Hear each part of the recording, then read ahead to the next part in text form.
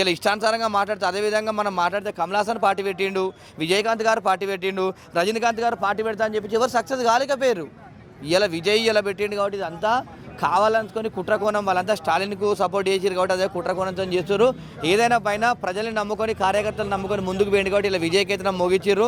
అదేవిధంగా ఇలా మనం ఎవరన్నీ ఇష్టం వచ్చినట్టు ప్రకాష్ రాజుకు అన్ని కాంట్రవర్సీ కావాలని చెప్పి ఇష్టం వచ్చినట్టు మాట్లాడతారు. కానీ ప్రకాష్ రాజు గారు ఇట్లా మాట్లాడితే గిట్ట యావత్ మొత్తం తమిళనాడు కానీ తెలంగాణ ప్రజలు కానీ ఏపీ ప్రజలు కానీ రాళ్ళతో కొట్టి చంపుతారు. ఎక్కడ పోయినా కూడా వివాదాస్పదమైనటువంటి మాటలు మాట్లాడము.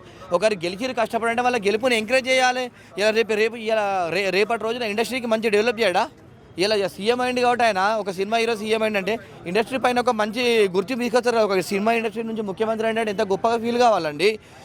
సంవత్సరాలు పార్టీలు పెట్టి కష్టపడ్డా కూడా ముఖ్యమంత్రి అవ్వట్లేదు. ఇలా ప్రజలు విజయ్ గారు నమ్మినట్టే ఆయన మీద విశ్వాసము, ఆయన గతంలో సినిమాలో హీరో ఉన్నప్పుడు చేసినటువంటి పేద ప్రజల కోసం చేసినటువంటి సంక్షేమ పథకాలు అవన్నీ గరీబోళ్ళు అయినా కూడా చాలామంది హెల్ప్ చేసింది కాబట్టి ఇలా ప్రజలు నమ్మిరు. ఒక్క ఓటు రావాలంటే చాలా కష్టం అండి. మనం అనుకుంటాం 100 మాట్లాడతాం, ఒక వ్యక్తిని ఓటు వేయాలంటే కష్టపడతాం. ఇలా అంత పెద్ద స్టాలిన్ తర్వాత అదేవిధంగా చూసుకుంటే ఏఐడిఎంకి అంత పెద్ద పార్టీలు ఉన్నటువంటి దాంట్లో కొత్తగా పెట్టి సింబల్ అంత పెడితే 1.5 మంత్ అయిందండి. 50 రోజులలో సింబల్ని ప్రజల దగ్గర తీసుకెళ్ళి ఇలా గుర్తింపు కొట్టి ఇలా 108 సీట్లు కొట్టినట్టే నాటే జోక్ అసలు.